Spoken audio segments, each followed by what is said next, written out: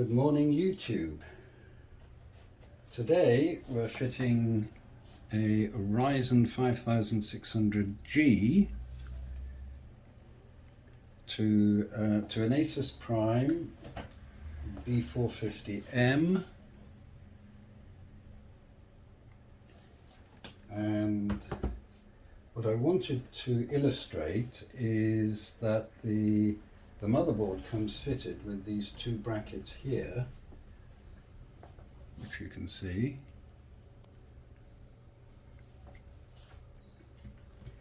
Both of which have got little lugs on the end, but because the Ryzen processor comes fitted with a heatsink and fan arrangement, you have to remove those, but keep the back plate so that you can screw the heatsink in.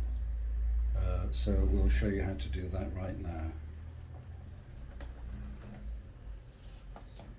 Very simple. Just remove them like this.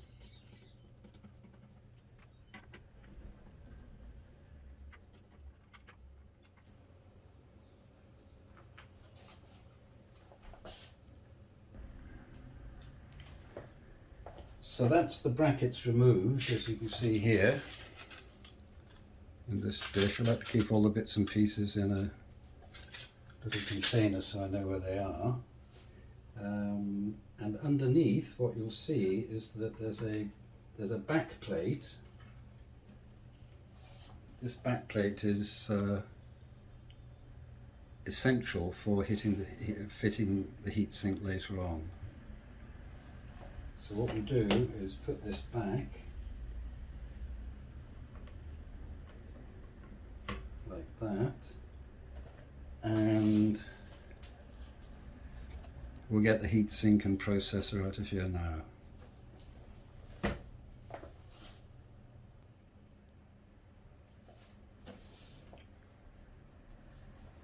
Well, some people actually rather enjoy watching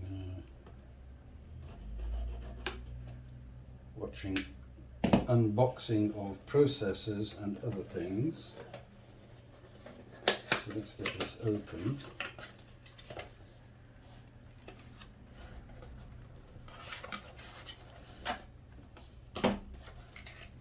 Right, so here we have the processor.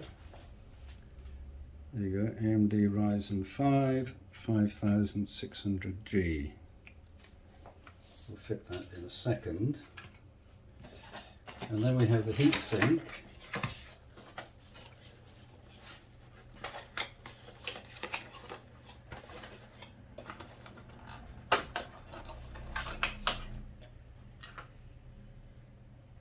Here. I'll take it out backwards, like that. The reason being is that it comes with your pre-coated thermal paste. Okay, so we'll put that there. And the first thing we want to do is fit the processor. That's very important. So we have it here. What we're going to do is you have to be very careful not to touch the pins. First of all, lift this lever like that. I'll show you that again. So as you can see, I lifted that lever, put it back and make sure everything's in position.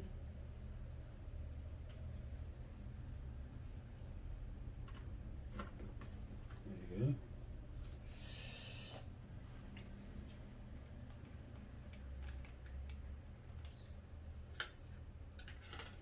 As you can see, there are pins, very delicate pins on here, and it can only go in one way.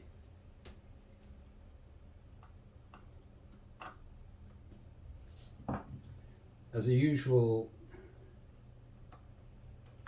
a handy guide, the word Ryzen, as you can see, is normally in that orientation, so you'll probably remember that for future reference.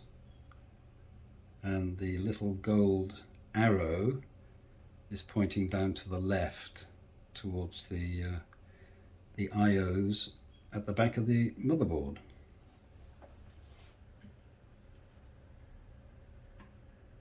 So position it back as it was. Get this stuff out of the way.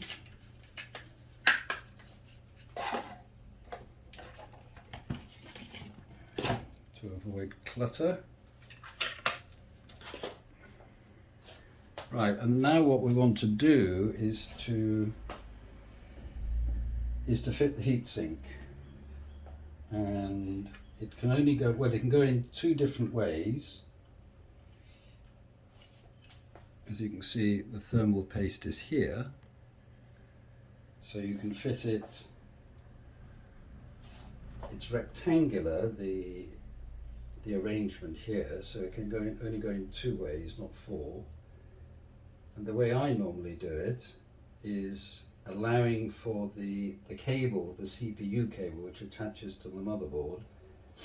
I usually have it pointing upwards like that, so you've got the AMD logo on the left.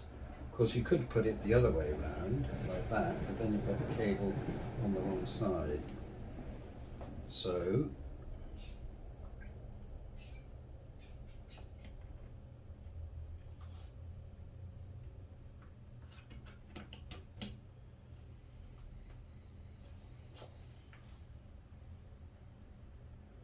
I'll just tighten two screws to start with.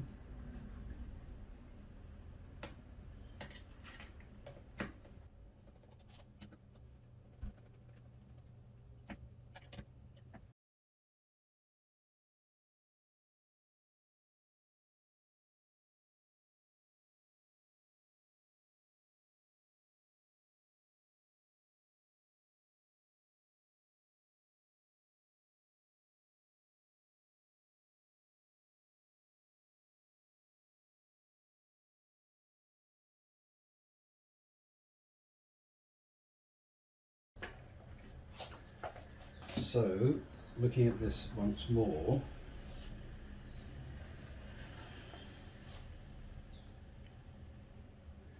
you'll see that the clearance is quite close, but it has been designed like that.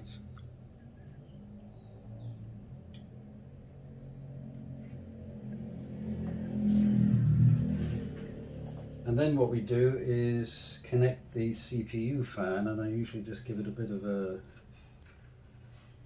twirl there.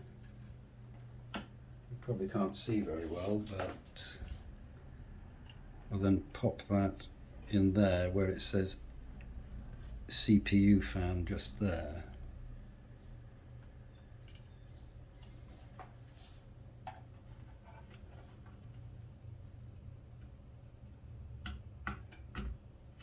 Making sure that it goes into all four of the holes. That's it. So, right, that's the CPU mounted onto the motherboard. I'm now going to pop the two memory modules in. I've got 2 of 8, which is a pair, and so they need to go into dual channel. And this motherboard has dual channel because it has 4 different memory slots, so you can see just there. So we'll end up with 16 gigabytes of memory. I do have one of 8, but I prefer to use these two, to be honest. And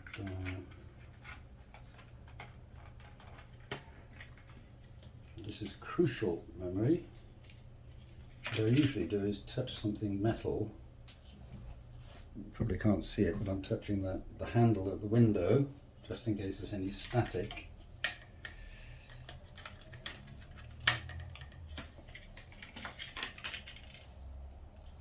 And of course, memory can only go in one way. So you've got one bit that's slightly longer than the other.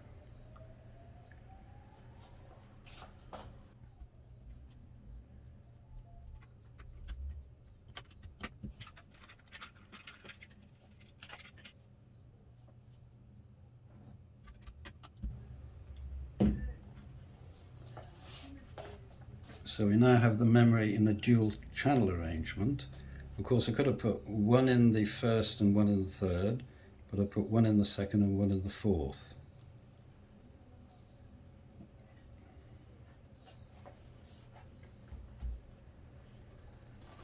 And what I'm also going to do is to fit an NVMe solid state drive just here, so we don't have anything else connected to the machine. So we'll do that now.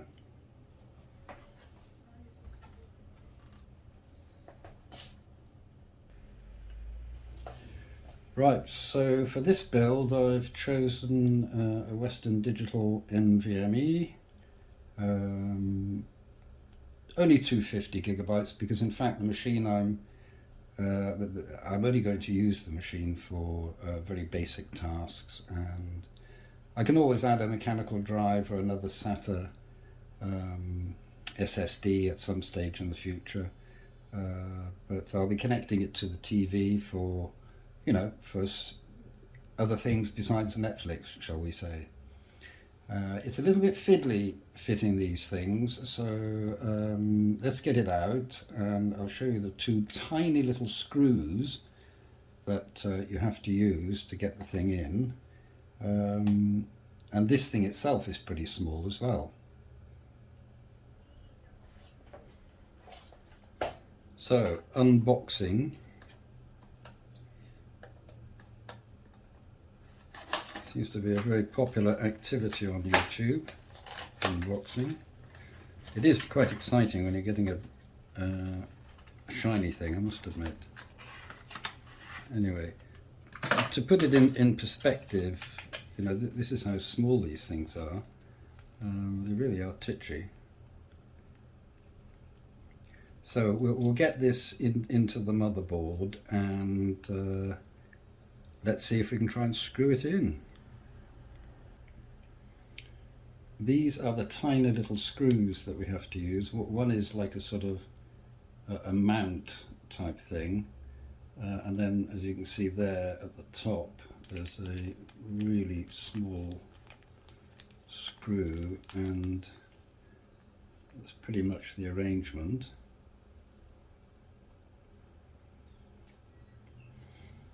If you can see, this is the area that we're going to actually put it in, just there, and so we'll do that now. So what we're going to do is put this tiny little screw in here. I'm sorry if you can't see, but that's actually what it looks like. So that like retains the NVMe in place, just there, see?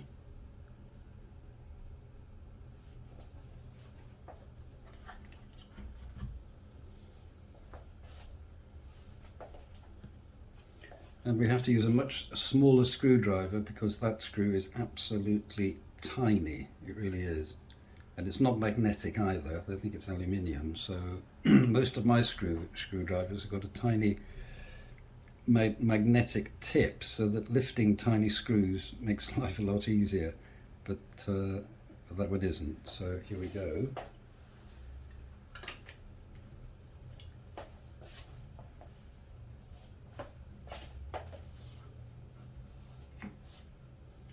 Touch the window frame again for good luck.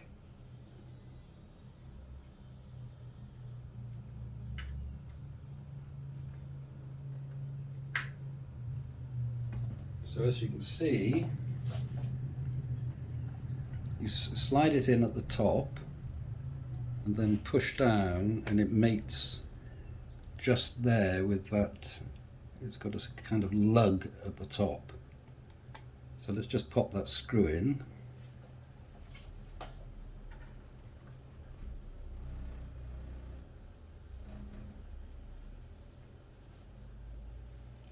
To give you an idea of how small this thing is,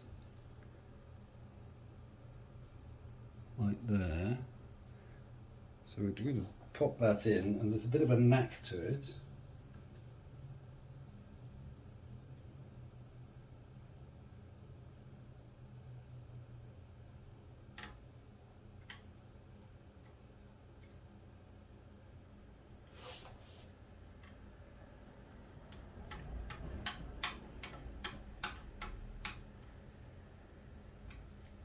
That's it. So you can see how it's being held in, just there. And of course the NVMe can only go in one way, it can't go upside down or any other way at all, which is good. So we have the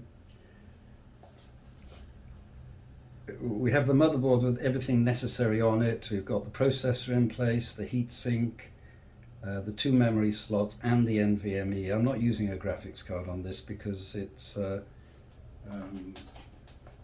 you can see from the box, this particular processor, which is really powerful, has got graphics built into it, okay?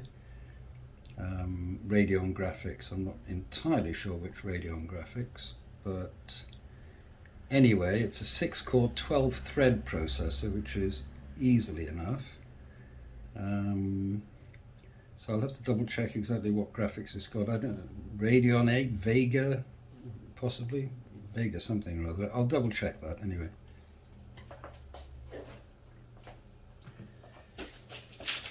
One of the other reasons I'm doing this video is for a family member who's replacing the motherboard and the processor on his computer. So he's never done it before, and I live in Argentina and he lives in England. So actually doing it over the telephone or WhatsApp is not going to be quite so easy, but doing it by video, a video illustration should help. This is what is known as the back plate or I/O plate, which goes here inside the case. So that slots inside the case, but the case hasn't arrived yet. So when it does, I'll be doing that later. We won't be using any of these SATA cables, fortunately, because we've got the NVMe, which is the which is the hard drive, so to speak. So I'll keep those for a later build, or in case we want to add a drive later on. For this one, I've gone a little bit overkill on the power supply. But since this machine, I'm probably going to use it in the living room for a few months, but I may well end up selling it as a gaming machine, so it's just as well to get, to put a quality mother supply in, and Thermaltake are very good. It's also 80 plus, so and it's very quiet, so we'll be okay on that. So for the moment, all we're waiting for now is the case to turn up, which it should do. I'm assured by the courier that it should be here any minute.